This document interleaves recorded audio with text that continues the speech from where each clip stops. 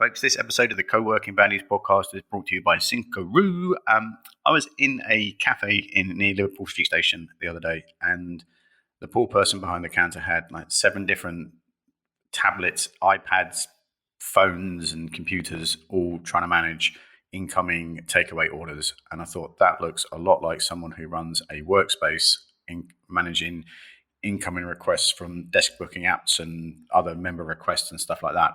And that is where Syncaroo saves you a load of time, because it connects to platforms like you'll know Upflex and you'll know Flow that help you book space or help people book space in your space. And also in your workspace, you'll use software like Cobot, Office R&D, and Nexodus, and it connects to that. And of course, it connects to Google My Business pages. And if you use WordPress, it can do that too. So it enables you to manage everything, all the data, all the bookings, and everything connects in one place to help you run your co-working space or workspace, whatever you call it. And here in the London Co-working Assembly in London, we're using Syncaroo to build an interactive map of London co-working spaces for people in the London Co-working Assembly, so people can discover spaces and members can see each other. And I've seen Syncaroo develop over the last few years, and it is one of the most amazing things to happen to the workspace industry ever. And it does solve a problem and saves people who run co-working spaces a load of time and a load of energy and a load of money. So head over to syncaroo.com, sign up. You can do a free trial, and then there's paid versions as you go through it. And let's get into the show.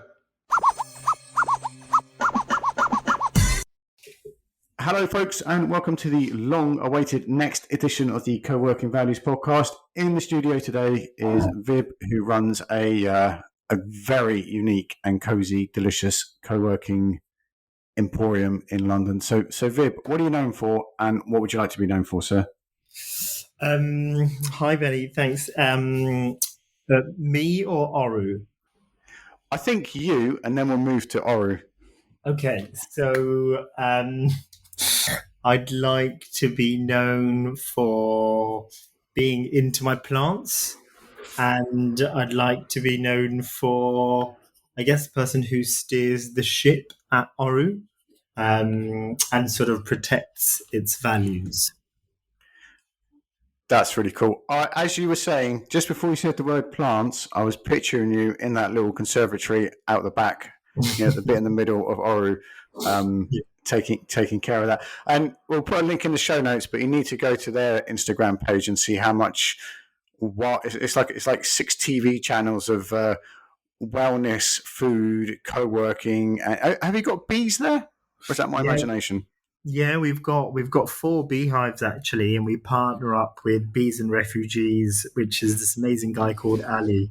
So we have 4 beehives, not for producing honey, because that's terrible to do inside London for nature. It's just to help the native black bee population. So yeah. So let's paint a little picture of Oru. It's in is it Zone 3 of London? Yeah, I think Zone 3 is right. Zone 3 in East Dulwich, which is this really nice neighbourhood next to Peckham and Camberwell and Herne Hill, and it's like it's in southeast London. And we've got some nice parks, and it's a pretty relaxed area. And it's a very. I used to do a lot of drinking in Dulwich in my youth. What is so there's a thing here with, because I've been there, and it took me a while to get there. You opened in lockdown, wasn't it, in 2020? Yeah, gosh, yeah. We opened in 3 phases, and the first. That's what I want to get to. The first phase was just the cafe, and we got the keys before, like 6 months earlier, and a few months before opening, we started hearing about this COVID thing, which was just this thing which was on the Daily Mail and in China only, and then. 8 days before we opened, 8 days after we opened the cafe, and we opened the cafe without a shop front sign, and we were like, God, we just got to get it open because we don't know what's going to happen. We just got to get this thing open as quickly as possible. We opened. 8 days later, total shutdown. Had to close it. And 2 days after opening, our cafe manager went down with COVID. Who was training to become a paramedic on the side, and his name's Adam. He's been a big part of this, and he and it was just the worst timing. And yeah, so 8 days in, we had shut down. So yeah, we So had how did at that moment? How did you and Paul feel? Because it's not an insignificantly it's a sizable building in the high street. What was it before you took it over? It was an NHS assessment centre for mental health, and it's sort of 4 buildings put together. And sort of, the building was just in total disrepair. It was the NHS had just used it for offices for like the last 10 years, and then they had property guardians in for about a couple of years before after that, and then we got it in really bad state, but. It was a wonderful opportunity. It's exactly what we wanted. We wanted a blank canvas and something to just completely start again and just go in these multiple directions and hopefully it would work. And we just went for it. And added. What did so when in that little time there's like I always have. Did you and Paul like stand in the cafe going, "Oh my god, what are we going to do?" Like, because it must have seemed very unfair at the time. Do you know what? Paul decided. Paul, my co-founder, had spoke to his good friend, and the person we worked with before called Yana, and she knew the area and she knows about different areas, and she's into property and architecture and all this stuff like Paul is, and they saw potential in the area. We were going for local co-working. We weren't interested in this thing in central London that was oversaturated, and we were way more interested in this thing that was where people live and where culture and community truly should live. And so we were already desperate to start local co-working. And we met at a previous co-working space working together. And we stood in this building and I was like, what the hell are you going to do with this? I didn't know where the walls ended. The cafe, which we have now, was 8 rooms with a suspended ceiling. I didn't know what the hell the room was. But Paul was like, God, no, this is going to work. And then we weren't even sure we were going to have a cafe. And then I was like, as I'm sure 80% of people love the idea of starting a restaurant or a cafe or something at some point. I had this crazy idea that I would start Sri Lankan food in some sort of capacity one day. And then I realized, God, like I can do that now. Or some form of it now. And I was like, well, I want to start a cafe in here. And then Paul was like, well, I want to start a yoga studio in here. So after we got the keys, we decided, okay, let's just chuck it all into this one building and see if it works. Did it all come about like when you got the building? You didn't like set out with those 3 things, was it? No. Wow. None of that was the plan. The plan was just co-working. The plan was a eco hotel in Sri Lanka, and that utterly failed. That completely failed. We went to Sri Lanka and everything went wrong that could go wrong. I've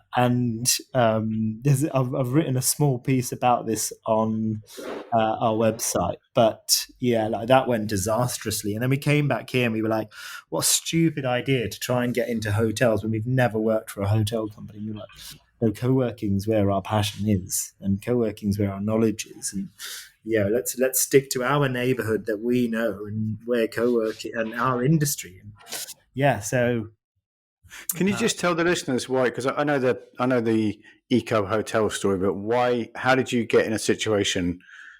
To explain the situation you got into, go to Sri Lanka and start to open a hotel. I was born in Sri Lanka and I moved to the UK as a first-generation refugee. And I couldn't go back because our family was involved in politics there, so we couldn't go back for the first 20 years. And then when my parents used to go back, they'd take my sister, and I'd run the family business. And I could never bring myself to quite go back. I just couldn't do it. And then I joined Second Home, and all these people were going on their holidays to Sri Lanka, and I was like, God, this is so ridiculous. And then I was like, I've just got to go. And then I just What? booked some tickets to go by myself. And I went there, and I had family there that I'd met in the UK. And it was just the most amazing trip. You sort of understand yourself a bit better. And then I met so many people who were just so disgruntled by Sri Lanka's situation politically and economically, and I thought, this huge opportunity here, and is being done in the wrong way. And we thought we could, speaking to Paul about it, we thought we could be part of that solution. We could help, but it was too big a task. It was too daunting, and it was too unstable there for us to take that risk. So, So did you not want to go back because you were like angry with the country, or was there another reason? it was all mixed up. Yeah, that was definitely part of it. I was very, very angry with the situation, and seeing our parents struggle here, with their careers, with their business, with their situation, and it was very difficult to go back. But going back, you soon realize it's not people that are the problem. People as individuals are not the problem. And people are very welcoming and very friendly, and all cultures and religions, everyone there is super welcoming. Um, but yeah, the second time I went back with Paul, and that's when we tried to get something going. We had I had useful family there who were all like, why on earth would you want to do that? Before we even went over. And then, I have a bad habit of not really listening, bad or good habit of not really listening to anyone when I've got an idea. So, and then we were like, okay, we can do this. And Paul loved the idea of it. Paul's wife had lived abroad quite a lot, and Paul had lived abroad in a few places, and they loved the idea of it. But yeah, we soon realized we don't have the ability or the knowledge to do that there, or the capital. It's just too big a task. So we came back to the UK, and we were like, right, we're committing to this industry, and we're committing to London. And yeah, so, and then an opportunity came about with this horrible building in terrible condition in a nice neighborhood, with opportunity, with no real co-working nearby, or very close. There's operators in Peckham and other places, and now there are a few more. But we were like, okay, this is it. Let's go for it. And yeah. So how did so? I know we need to get to like Oru too, but how did you explain the concept? Because it is like when I walk in there nowadays, it just all fits. But it's is. I'm not just saying this to blow smoke up your ass. It is amazing. It's this building. Folks, it's like a corner building in a high street. There seems to be like 72 different levels, even though it looks like 2 stories from the outside. And there's rooms everywhere. There's little labyrinth, and there's bits of furniture thrown in. They kind of look like they've been left there, but they look like they've been left there with intention. And there's a little roof terrace out the back, and there's this kind of zen-y feeling, and the food is fucking amazing. Mm. So that sounds easy, but how did you get it all together? I And which honestly, bits did you first? it's been such a process. It's not been this thing that, right, we're going to do this. This goes here. This goes here. This goes here. We got an architect. We worked with him really closely. He was just starting off in the industry. He had barely any proof he could be useful at all. But he came through a contact of Paul's, and actually we had this amazing connection. And yeah, Sam is his name, Sam Chisholm, and we formed this really strong connection between the three of us. And Um, and we were like, okay, like, and then he, he was the opposite to me and Paul, and me and Paul are opposites, and all he cared about was staircases and these weird things like layouts, and we were like, all I cared about was the product, and all Paul cared about was, wellness and the architecture side of things. So we were all like, we barely agreed on a single thing. But what came with that was this process of scrutiny of every decision that allowed us to end up with this thing where we were like, no, we're going to create a 75 seat cafe restaurant. We're going to make it work, and we're going to create a yoga studio at the back, which didn't work. It didn't work, and we didn't have money to finish the building. But then when we had the money to finish the back of the building, we moved from one yoga studio to two yoga studios at the back.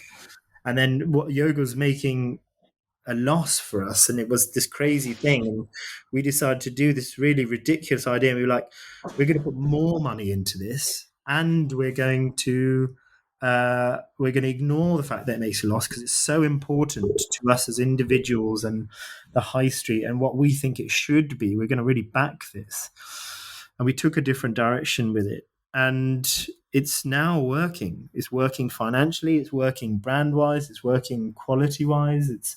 And yoga now works. And now we've got this lounge, which is like the heart of Oru, in the middle of the cafe and the yoga studios.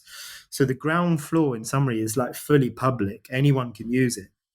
And upstairs is 2 floors with 25 private offices, and enough space for 150 people in total for hot desking, fixed desks, and private offices. And it's absolutely thriving now.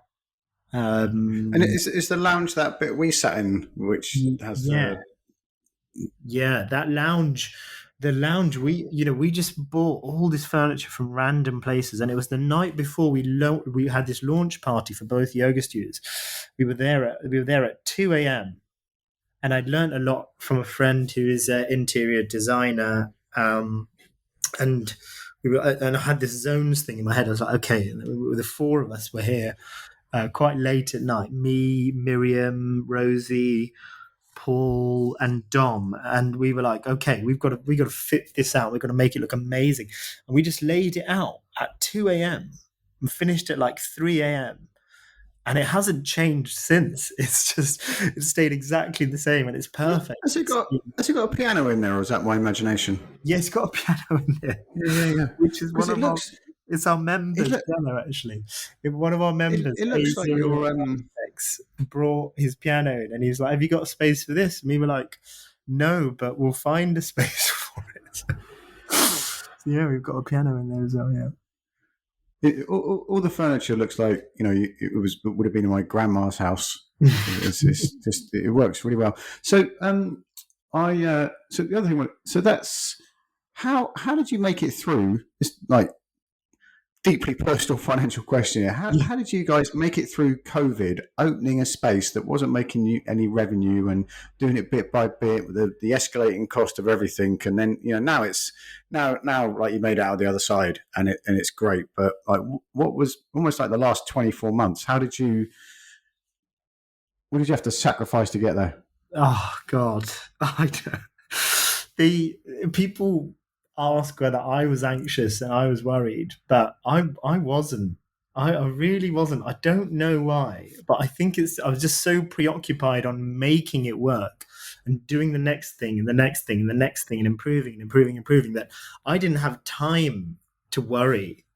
But we made it work by the way, we got a bounce back loan, which was £50,000, but we didn't get any other help. We got we were in our rent-free period lease-wise, so that obviously helped. And business rates were sort of, we hadn't started incurring them at the very start because they weren't doing the assessments, but we've had to pay a massive catch up. But we got no help. We got no government help because we were too new. We didn't have any accounts, so we were properly up shit's creek. And then we we we were like, okay, we've got to make money. We've just got to operate. So we changed the cafe to takeaway. We changed the whole menu. We changed the coffee. We changed all of this. But what we had done was that we didn't cover up the windows whilst developing. We had everything open, and we just talked. People wanted to know what we were doing. People could see this thing was just a bit bonkers, and we didn't really know what we were doing, and people were intrigued by that. And so we just got to know everyone in our area, and we just like really, we've made so many friends here now, and people just came every day, and people started buying things, and the private offices could still continue. Thankfully, they didn't shut down offices. And I don't want to get into a debate of whether that's the right thing or not, but we had a very I simple know. we had a We very had the same simple thing. decision of either open or fail. So for me, it was I was going to stay open as much as I possibly could. I didn't have a financial choice, and we had 8 people's salaries to pay. Now we have 38 people's salary to pay. But back then we had 8 people's salary to pay, excluding our own. We weren't drawing a salary for the first 6 months, me and Paul. But, we had a duty of care to these people. And we were like, okay, we've got to make money. We've got to succeed and make this work.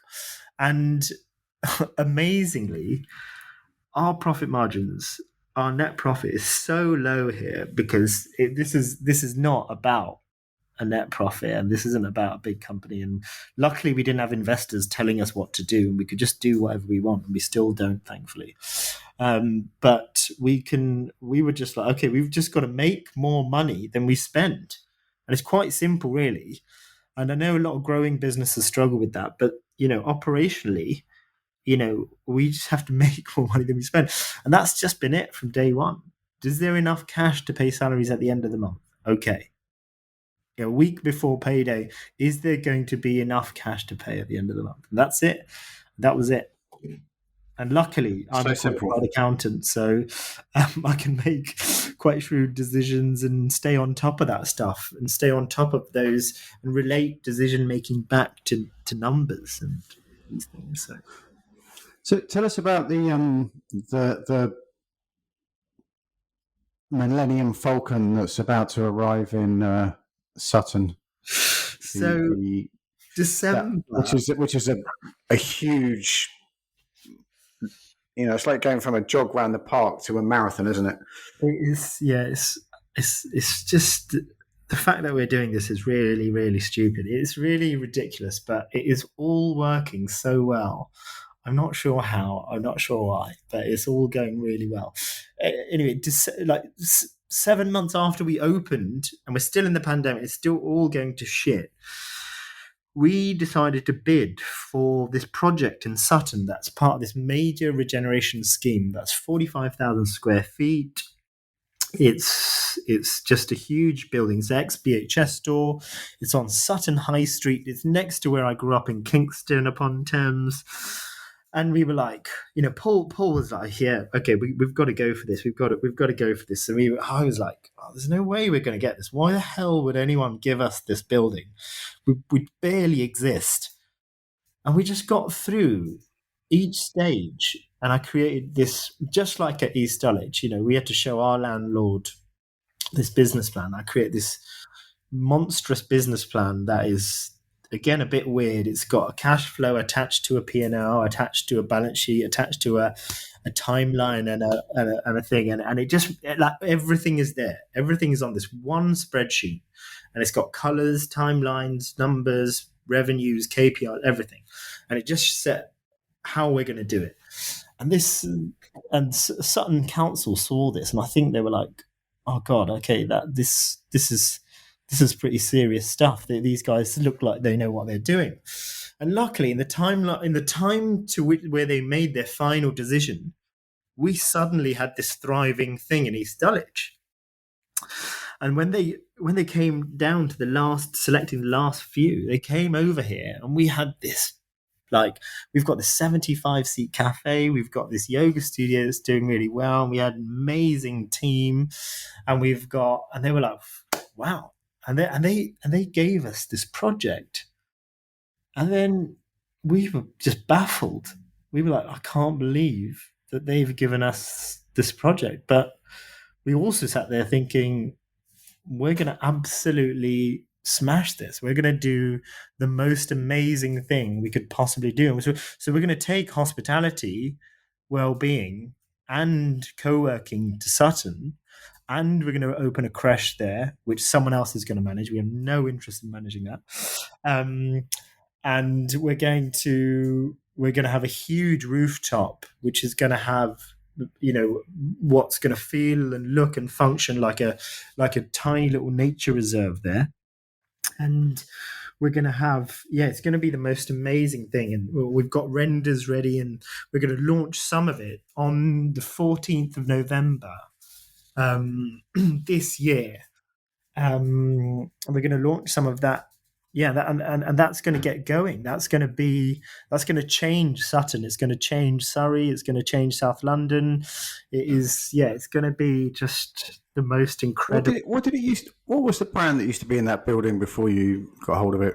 It was BH. It was completely vacant for 7 years. These high streets are dying, and Sutton Council have just gone, we've got to do something about this. And they've gone, right, we need serious co-working.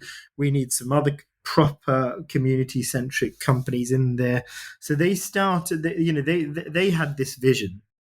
And then we suited that vision, and we were like, right, we're not gonna do just co-working. You need places where people can actually enjoy here, because the town has so much potential, and it's so underserved. I grew up in Kingston, and I moved out as soon as I could, because there's nothing to do. There's a lack of imagination. There's lack of opportunity. That's the central London draw. We have this opportunity to rebalance that now. And to offer better value. We can offer co-working at a quality and style at a far greater value thanks to this opportunity. So Sutton's going to be something the market has just not seen. And I can't wait to show you around, actually, Bernie. You understand what we're trying to do and what we're doing. I've seen the plans. I'm pumped.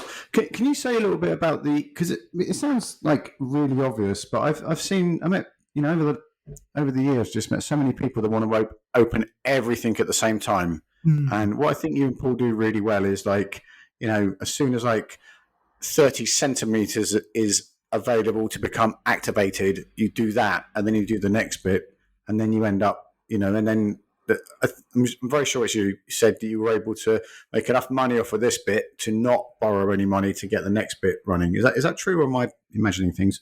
That's exactly it. That's exactly it. We had some money from, a personal property we sold, and we asked, my parents had a business, and I asked my parents to, look, I want to develop this and finance this. And they were really worried, but they were like, okay, we trust you and we'll give it a go. I'd qualified as an accountant just a few years before. It took me forever to do that. And then they were like, what, you're going to leave being an accountant already? And I was like, yeah, well, I just did all that to do something more interesting. I'm sorry. And, to them, it didn't make sense. They were like, you're getting paid. That sounds like a very tricky proposition in your culture. Stop being an accountant to open this thing. Might as well open a nightclub than a co-working space. Yeah, because co-working was hard enough for me to understand until I went for an interview in a co-working space to work for a co-working company. For my parents, one had worked in a petrol station, the other had worked in Royal Mail sorting office, and then they opened a corner shop. For them to understand co-working, it's not easy. And now they've helped develop the menu. They've helped sew cushions and curtains, and they're like multi-skilled. They're all in, and they're like, this is great. They love it. And so they're chuffed to be part of it. And now I took them around Sutton for the first time, and they're like, okay, cool. There's still, it doesn't make sense to them how we're going to end up with the bare bones of Sutton, but Yeah, I've forgotten the question, but have I answered the question? Have I? I think you needed it, but it was about whatever you answered. It was interesting enough to keep going. The Yeah, yeah. about Sorry, opening one bit, it was cash. making some money, Yeah, opening one bit to make some money, and then you don't have to open yeah. 100% of your building. I think how I describe it is like you don't have to have it all figured out on day one. That is a really dangerous thing to do, and like integrity is a big thing. Like, do you know about the industry? Like, do you know what co-working is or should be? Like, do your research, do your work.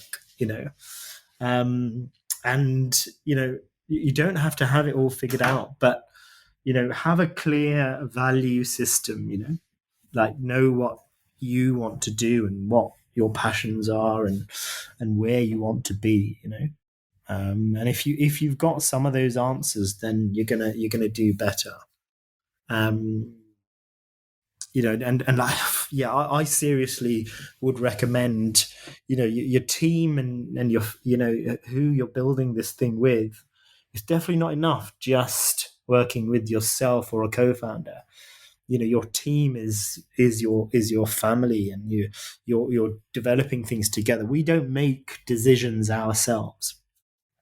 We float ideas to this core group of 5 or 6 people, and then we speak to the wider team as well, and then we shoot things down and we grow things and we mold things, and it's a process. It's not a fixed thing. Oru will So that, evolve forever. It I, won't. It I was won't. one thing I wanted to find a way to ask you about is the way the kitchen, you've kind of sailed into it in Mm. that like democratic decision making thing. Is that something that just evolved, or did you work somewhere with that, or is there some you know Yeah, framework you learned or book you read yeah, that made you get to that? yeah. I've Oru is built out of frustration of stagnant companies and offices and careers, and then we joined co-working, and our minds were blown. We were like, wow, this is completely different. This is so far different from a stale corporate office where you're in this fixed discipline. And now we've got like people do so many different things here. No one's doing just one thing. But the kitchen's a good example to talk about. The kitchen is always, I've always wanted people to float ideas, and then we try things. And we've got so many different cultures and religions and races in the kitchen. Let's just try things and then taste things and develop things instead of having one dominant creative force in the kitchen. You need one person in charge. You need one person calling the shots and organizing things, and one head chef. And we have one head chef, and we've always had just one head chef. But the ethos is only really, the whole kitchen now buys into it. But that only really happened 6 months ago. Only 6 months ago did the whole kitchen buy into this idea that anyone can suggest something and anyone can try and create something, and then we talk about it. Does it work? Can we change it? Can we improve it? And then it's the same as the rest of the business. It's this continual process of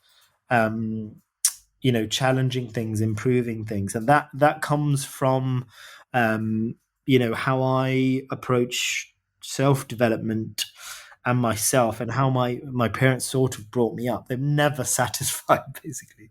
So they were never satisfied what they were doing, what we were doing as kids.